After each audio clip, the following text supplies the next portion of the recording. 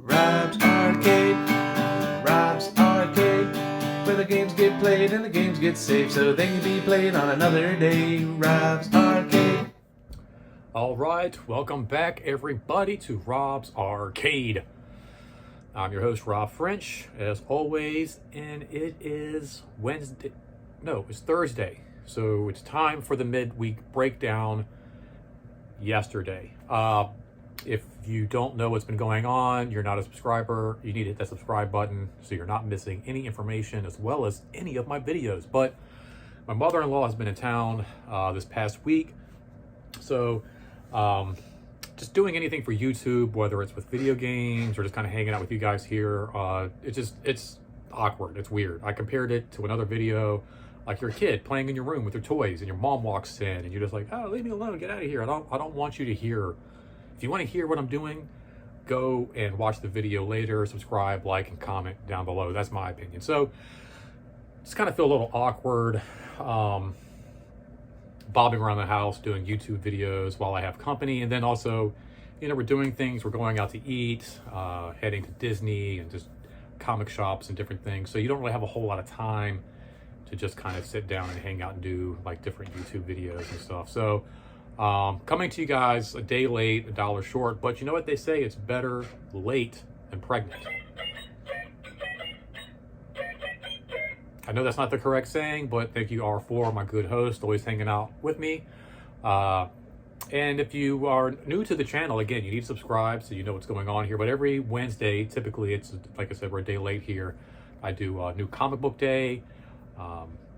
And so you don't want to miss any of those, of course, coming up. And then there's always tons of like video game stuff and toy unboxings and all kind of stuff. So you don't want to miss any future episodes. But anyway, like I said, we're running a little late. So let's go ahead and jump into this episode. I got my co-host here with me, R4. Also, just celebrating a birthday. I had my 42nd birthday on January 8th. And this young man here just turned 1 year old. Yeah, activation day was on my birthday last year at Hollywood Studios at Disney. And this guy's been hanging out with me ever since, right, buddy? That's right. And you also want to hang out for the rest of the episode because we're going to be going over some comic books I picked up yesterday, as well as R4's pick of the week. So you don't want to miss any of that. But enough introduction. Let's go ahead and jump into this episode. It kind of works out actually that today, being Thursday, the episode's airing because yesterday we not only had the new episode of Boba Fett, but today, I know, Star Wars, today we had HBO Max drop their Peacekeeper special 3-episode premiere. Really cool. Got a chance to watch that. So yeah, it just kind of works out. I got more, I guess, to talk to you guys about as far as the entertainment side of comics and all that go. Yeah, the new episode of Boba Fett just came out. Mixed feelings. Really looking forward. I know. Really looking forward to that series. In fact, I feel like that's where Disney and Star Wars was kind of going originally with a Boba Fett series. I don't think it was supposed to be like a Mandalorian series, and then through kind of working out the story, it became the Mandalorian, which seems like basically it was just kind of a setup now for the book of Boba Fett. But the book of Boba Fett doesn't really seem to be hitting with me on the same marks as the Mandalorian does. It's great Star Wars storytelling, but I kind of feel like it's kind of weird. Like, I was interested in the idea of a Boba Fett show, but then when they were talking about doing the Mandalorian, I thought that made more sense because Boba Fett's so mysterious. He's so kind of like, he's such a hidden character with like this smoky background. And I felt like doing a series might just kind of like open him up and shed too much light on this character. But I guess it's kind of like Batman, you have this dark character, and you have Bruce Wayne who's on the other side of it, outside the mask. And over the years, you kind of have to balance that light and dark and shedding, some light into the existence of Bruce Wayne and where he came from, which does take away some of the mystique of Batman, but you kind of have to weigh that and balance that out. Production wise, it looks like a great show. It feels like they're just kind of reusing a lot of the same set pieces, a lot of the same stuff they were using for Star Wars and Mandalorian. And I don't know if it's because of like the trying to figure out the best way to put this. I don't know if it's because like the context that we have from like Return of the Jedi, where we look at some of these characters in the beginning of that movie that surround Jabba the Hutt, and like Boba Fett and the Rancor and some of his like guards, they're always kind of kept in shadows and in darkness, and so I feel like these characters really work visually very well. But once you start putting the green pigs out in the sunlight and the lizards, they all just look really rubbery and fake. Like it just doesn't look like how they look in the movies. And again, I think that's just because like they're in the dark, cavernous caves and the dark home of Jabba the Hutt. I think you put them out in the sun's, well, not even the sun, it's two suns on Tatooine. So you put them out in the sun's light, and they look rubbery, they look kind of fake, and I don't know. I'm hoping as the show goes on, we might get a little bit better production value in there. I feel like even just something like filters, like just doing some filters and some washing and saturations of the video and the shots, we could eliminate some of that. Oh, that just looks fake. That looks like rubber. That looks like CGI. Outside of that, I'm liking the storytelling. We got the flashbacks kind of showing where he's been, where he is now, and how I think it's all going to kind of like meet to a head. I feel like his background and his present will definitely kind of meet somewhere, and there'll be like a redemption piece to his whole overall story. But it's nothing like, in my opinion, The Mandalorian. Like when The Mandalorian dropped, I was up every single Wednesday, first thing in the morning, ready to watch the new episode. A lot of times with this new series, I just kind of feel like I almost forget. Like it's like, oh, it's Wednesday, Boba Fett's out, and I find myself watching it like halfway through the day. Like doesn't even really click. And then today, HBO dropped their Peacemaker original. Really cool, really fun. James Gunn. I mean, what more can I say? He does a really great job of taking these unknown characters like Peacemaker, Polka Dot Man, the Weasel, Guardians of the Galaxy, Star-Lord, Rocket, Groot, and really just making them like household names. I don't feel like anybody even knew who Peacemaker was before the second. I didn't. I've been reading comic books for like 30 years. I had no idea there was a Peacemaker. So I feel like a lot of people didn't even know he existed until the Suicide Squad movie dropped, which, I don't know. It's crazy to me that an unknown character can make his way onto the big screen. You got, again, the Weasel and Polka Dot Man and King Shark and all these characters, Peacemaker, and they gave Peacemaker his own sitcom, and like it's funny, it's interesting, it's bizarre, it's weird. I kind of feel like it's a bit like The Watchmen in a sense, where you kind of like you have these cool comic book pages with like superheroes posed really dramatically. You get to The Watchmen and you kind of like see what takes place in between the panels. And I kind of feel like this is a lot of the same stuff. Like we're always used to seeing these superheroes in action and punching, but sometimes they're just hanging out in their room. Sometimes they're walking around in their underwear. Sometimes they're, just in a car, jamming out, listening to music with their sidekick Eagle. It's just like there's little weird, bizarre moments that I feel like get left out of the comic books. And I feel that this will be a great vessel to kind of explore some of those more like mundane in between the action moments of superheroes. Yes, I know it's not Star Wars, it's not Boba Fett, but dude, come on, it's really good, it's really cool. I enjoyed it a lot. But enough about that. Let's go ahead and just jump into the comic book portion of the show. As you know, I like to talk to you guys about like what I read last week. And typically before I would just like tell you how many comics I read last week and just leave it a number. But also kind of like to show you now what I read last week and just kind of go through really quick. So let's do that real fast. I only read 5 books, 5 comics this past week. Again, family in town just really hinders all your fun with YouTube and video games and comic books.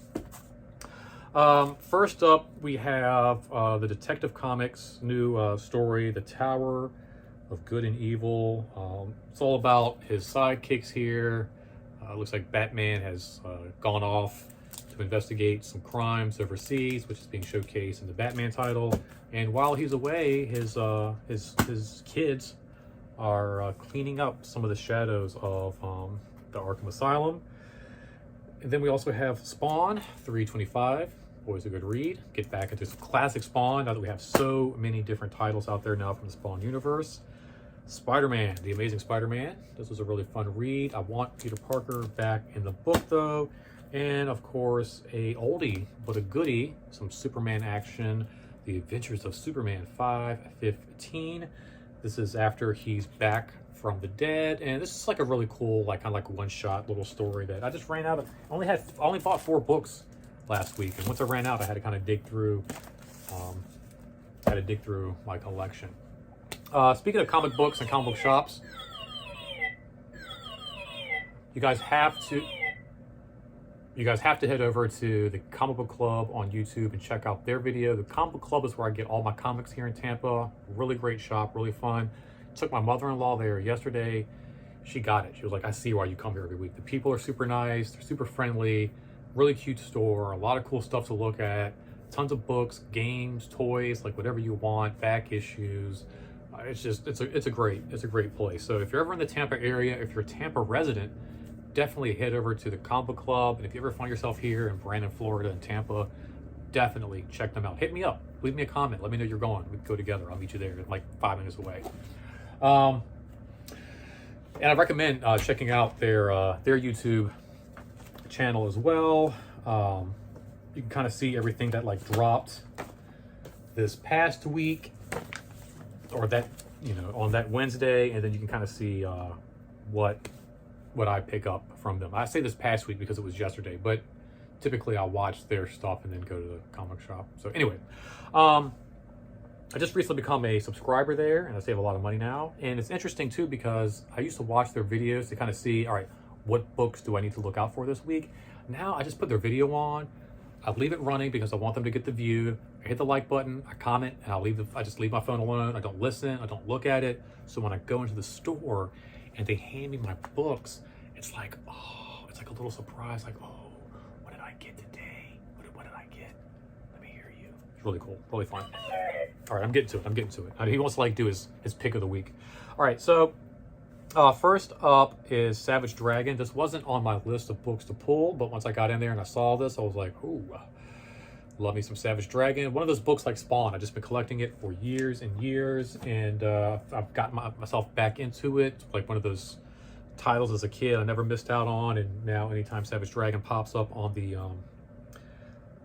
newsstands, I get excited. And I don't feel like he's got like a schedule. Like Eric Larson just kind of works. When he's done, he's done. You get the book when it's done. I love that. Speaking of tons of Spawn and spin-offs and new titles, we got Scorched. So I want to see how this all plays into. So we got Scorched, King Spawn, Gunslinger Spawn, regular Spawn. It's becoming a regular powerhouse. Also this week we have Joker number 11. I love this cover a lot. I love the shoes. I don't know what it is, like a shoe fetish on this cover this week, but a really cool cover. Just the characters, nice bold print of Joker on the side there, and I don't know, something about this cover I really love. We got more Spider-Man. Spider-Man's been dropping, I feel like, every single week lately, putting a hole in my wallet. We want Ben back. We want Peter back. Let's get rid of Ben. Tired of seeing him. All right, this ought to make Mr. R4 here a little happy. We got some Ewok action. Yeah, buddy. I love these covers where it looks like the old school action figures in the box. Really neat. And then continuing with the Batman comics, Detective Comics story with the Dark Tower, or the Tower. It's that Stephen King, The Dark Tower, where did I get that from? We have the Tower story continuing here. This isn't actually, I read this issue already. I don't think this is supposed to be Harley Quinn. It looks like Harley Quinn, but I think this is somebody who thinks she's Harley Quinn who's now been locked up in Arkham Asylum. Spoiler alert, and drum roll please. Let's get ready for R4's pick of the week. We're not gonna do anything special. We're just gonna go ahead and hold this guy up. Here we go with the big reveal. Da, da, da, da, da, da. Marvel Voices. It's like these Pride books that they put out, Heritage, and this looks like it's all about the Native Americans of the Marvel universe, which is really, really cool. I actually feel like Warpath would have been a great character to really bring back on the forefront and maybe showcase as the next Captain America. Like, why not have a Native American Captain America? I don't know. I think it'd be pretty cool. An original Captain America. Oh, look, they brought back the little tabby sticker things. I was worried about that. I was like leaving you guys free codes down in my comment section, and they had like something we have to go online now. Yeah, here, this is what I'm talking about. Like, tell me that would not be cool. It's like a Captain America for the day, man. Like this Native American Captain America, dude. I don't know. I feel like Marvel's kind of missing the mark on that. Joe Gomez, Captain America of the Kickaboo tribe. So I guess he is a Captain America of the Kickaboo tribe. But look at Captain America of the whole country, man. Get some armor going on, huh? Some vibranium, some adamantium. Really cool. Okay, some of these stories will be picking up in other books, it looks like.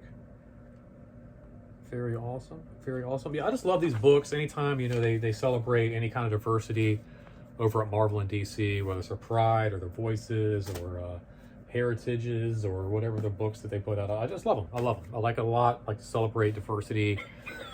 I was really excited for Eternals too. Eternals dropped yesterday, and I've been kind of hating on Black Widow, been hating on Shang-Chi. I feel like those two movies really dropped the ball for promoting like strong female characters, strong Asian characters. You know, it's like Black Widow is basically a whole movie of female superheroes under the thumb of some stupid white male.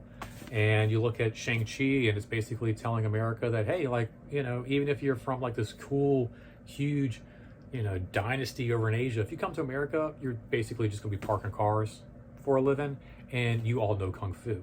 You know, we park cars for a living during the day, and at night your fingertips glow magic, and you all know Kung Fu. Just a really bad representation of Asian Americans and women in the Marvel universe, in my opinion. But the Eternals just dropped, and I feel like that was a great way to showcase diversity from not just different like backgrounds with you know, ethnicity. It's hard, but also like, you know, women characters, male characters.